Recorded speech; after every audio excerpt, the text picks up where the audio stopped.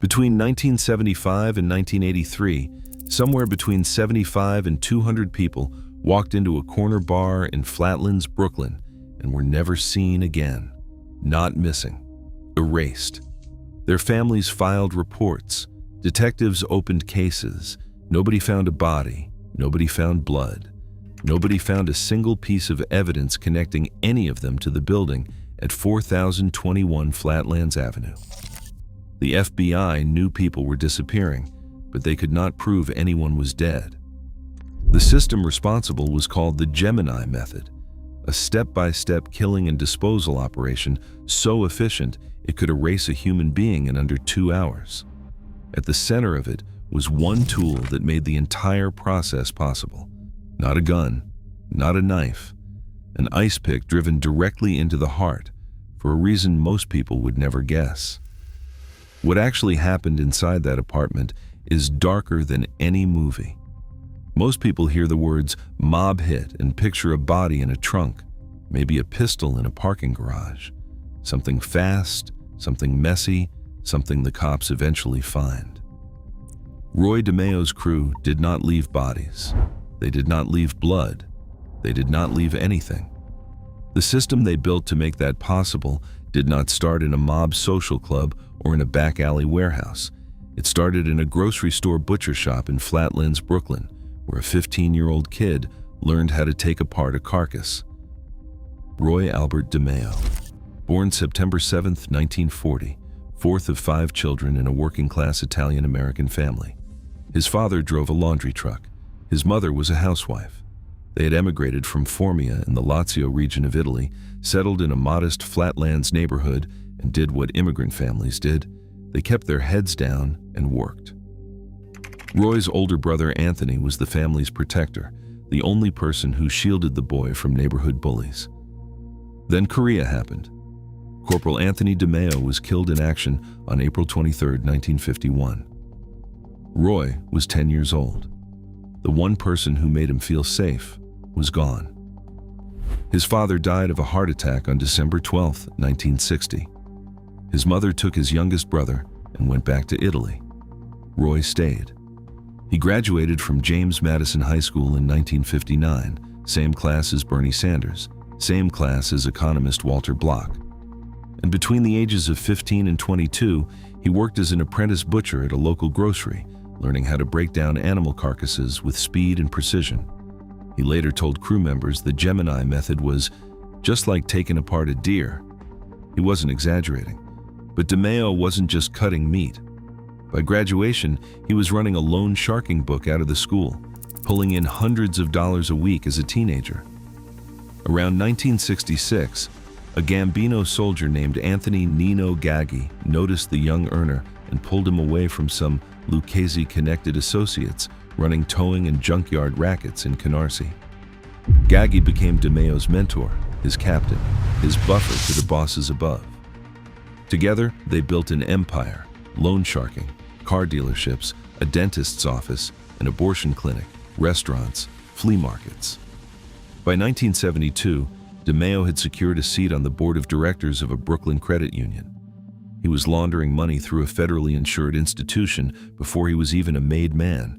If you're learning something new about how the mob actually operated, hit that subscribe button. There's a lot more coming that you won't find anywhere else. You have to understand the geography to understand how the killing worked. The Gemini Lounge sat at 4021 Flatlands Avenue, a corner lot at the intersection with Troy Avenue. From the outside, it was nothing. A 2-story whitewashed brick building, a neighborhood tavern you would walk past without a second glance. In the 60s, it had been Phil's Lounge, a blue-collar bar where off-duty cops drank alongside small-time bookmakers and college kids. When Phil's ran into financial trouble, DeMeo fronted $6,000 to bail it out and became the secret owner. A childhood friend served as the front man and picked the name after his astrological sign, the Gemini Lounge. Inside, a long wooden bar stretched beneath a mounted television, a jukebox, a small wooden dance floor where young couples did the hustle on Saturday nights. In the back, an elevated stage held a table where DeMeo sat holding court every evening. A few feet behind the bar counter, A storage room contained a safe packed with loan sharking cash, machine guns, automatic rifles, and silencers. But the room that mattered was next door. An adjacent apartment was occupied by DeMeo's older cousin, Joseph Guglielmo, a gaunt, towering figure the crew nicknamed Dracula because he resembled Bela Lugosi. That apartment had its own side entrance accessible from outside the bar. The crew called it Horror Hotel. It contained a bathroom with a full bathtub and a main room large enough to lay out plastic sheeting. Guglielmo's official residency served double duty.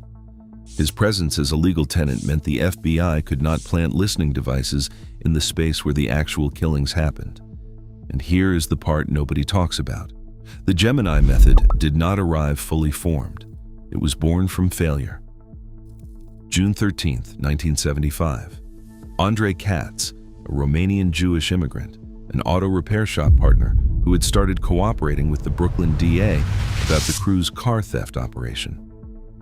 Katz was lured through a female accomplice, abducted, and taken to a supermarket meat department in Rockaway Beach. The crew stabbed him repeatedly, decapitated him, dismembered him, and crushed his skull in a cardboard compactor. They dumped the remains in the supermarket's own dumpster. The body was discovered days later. Think about that. They killed a man inside a public supermarket, left parts of him in a commercial trash bin, and got caught within a week. It was catastrophic, sloppy, amateurish, and Roy DeMeo learned two things from it. They needed a controlled, private environment, and they needed a system, not improvisation, but an assembly line. What he built over the next several months was the most efficient murder and disposal operation in American criminal history. The key innovation, the detail that made the entire system work, was the ice pick. If you have made it this far, you clearly care about the real details. Drop a like so I know to keep digging into stories like this. Here is the sequence. A victim was brought through the side door of the Gemini Lounge into Guglielmo's apartment, never through the bar itself. The pretext varied. For example, a business meeting, a social drink, or an offer they could not refuse. Inside, DeMeo was waiting. According to Frederick Denome's testimony, DeMeo was almost always the shooter. He approached with a silenced small-caliber pistol in one hand and a towel in the other, one shot to the head. The silencer kept the noise down in a busy Brooklyn neighborhood. The small caliber reduced blood spatter. Immediately after the shot, the towel was wrapped around the victim's head wound like a turban to contain the bleeding. Then came the ice pick. Another crew member, originally Chris Rosenberg and later Joey Testa, immediately drove a knife or ice pick directly into the victim's heart. To see why this mattered, follow the forensic logic. A fatal gunshot to the head does not stop the heart. The human heart has its own electrical conduction system, the sinoatrial node, the atrioventricular node, and Purkinje fibers that can keep it beating independently even after the brain dies. A headshot victim's heart can continue pumping blood for minutes. That means any wound on the body will bleed actively under arterial pressure. If you are trying to dismember a body in a Brooklyn apartment with neighbors on every side, that is a catastrophe. By puncturing the heart directly, the crew triggered cardiac tamponade, blood leaking from the damaged heart muscle into the pericardial sac surrounding it. Medical literature confirms that as little as 150 milliliters of fluid in the pericardial space is enough to collapse cardiac output. The heart chambers cannot fill. Pumping ability drops to zero. Blood pressure collapses. No active circulation means subsequent dismemberment wounds produce minimal bleeding. Blood seeps passively. It does not spray. The ice pick was perfect for this. Its narrow puncture wound penetrated deep enough to damage the heart muscle while producing a smaller entry wound than a knife, resulting in less external bleeding from the stab itself. Easy to conceal, easy to clean, no maintenance. After the heart stab, the body was stripped and dragged to the bathroom. Positioned over the bathtub, sometimes hung upside down, and left for approximately 45 minutes to drain. Then it was moved to the main room. laid on plastic sheeting or a swimming pool liner, and dismembered into roughly 6 pieces: the arms, the legs, the head, and the torso. DeMeo directed this phase like a foreman. Both he and Joey Testa had apprentice butcher training. Crew members sometimes worked in their underwear to keep their clothes clean.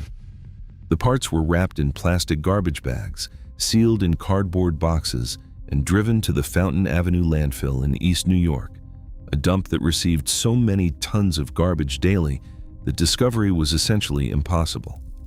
Some remains went to sea on a cabin cruiser owned by Richard DeMeo. Bodies were scattered across multiple locations to prevent identification. The entire process, from the silenced headshot to the sealed boxes, took less than 2 hours. DeMeo was known to order pizza for the crew during dismemberment sessions. Vito Arena testified that Roy told them to go buy some pizza. They ate while they worked. If you're finding this fascinating, consider subscribing. We're just getting started, and the details coming next are the ones most people have never heard. The system generated victims the way a factory generates waste as a byproduct of business. The car theft operation, which the FBI designated the Empire Boulevard operation, was the largest auto theft ring in New York City history. Approximately 20 professional thieves stole 4 to 7 luxury vehicles per night, swapped VIN tags, and shipped hundreds of cars from Port Newark to Kuwait and Puerto Rico.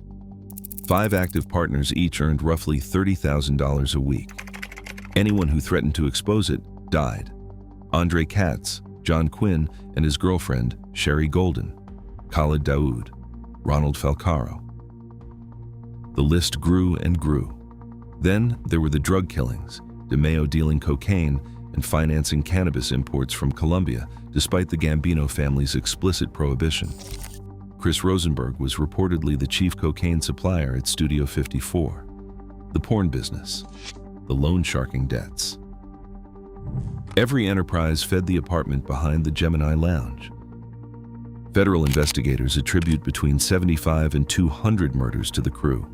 Former Assistant United States Attorney Walter Mack put the number between 150 and 200.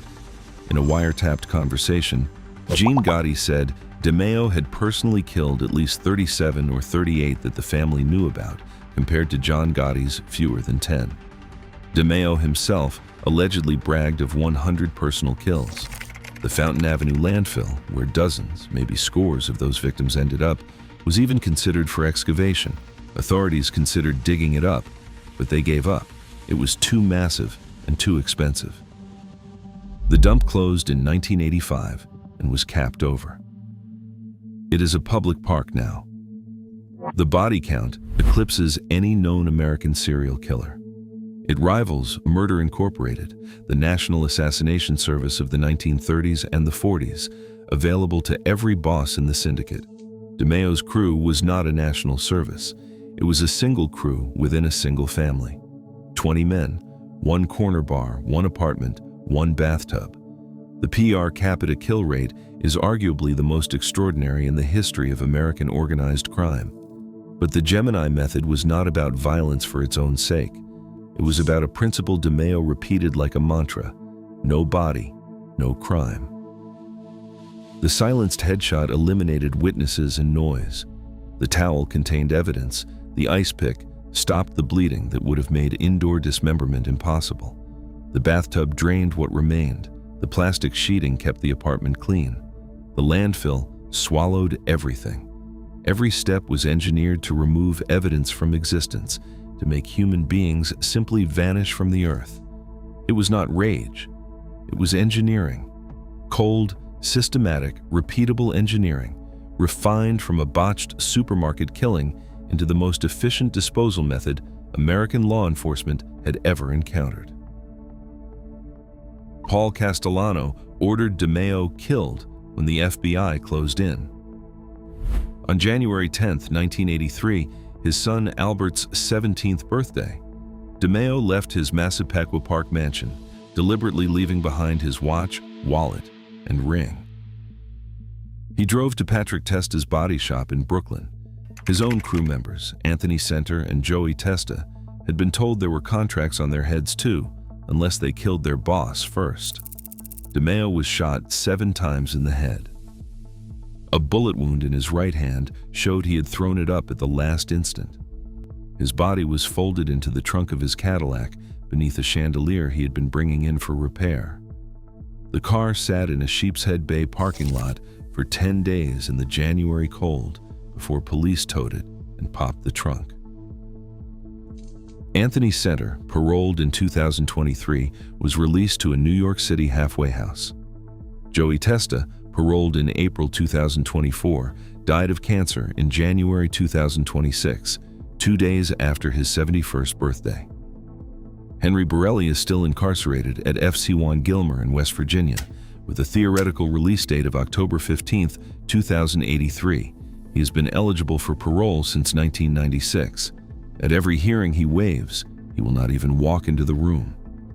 Vito Arena was released from prison in 1988. He was shot dead during an attempted convenience store robbery in Houston, Texas in 1991. The gay hitman was killed by a store clerk over a cash register. Frederick Denome was found hanged in his cell during the second trial. Joseph Guglielmo vanished. Law enforcement believes the crew killed him. His fate is officially unknown. The Gemini Lounge at 4021 Flatlands Avenue is now the Purpose Life Church. The building still stands. The apartment where the horror hotel operated, where dozens of people were shot, stabbed, drained, dismembered, and boxed, now hosts Sunday services. The bathtub is gone. The plastic sheeting is gone. The ice pick is gone. But the Fountain Avenue landfill, capped and grassed over into parkland, still holds whatever is left of the people who walked through that side door and never walked out. DeMeo's butcher innovation did not make him immortal. It made his victims invisible. And for the families who never got a body back, never got a grave to visit, never got an answer, the Gemini Method is still working. If this one stayed with you, subscribe. New mob documentary drops every week, and the stories only get darker from here. Here's my question for you. DeMeo's crew killed more people than any serial killer in American history, but most people have never heard of them. Why do you think the Gemini Method stayed buried for so long? Drop your answer in the comments. I will see you in the next one.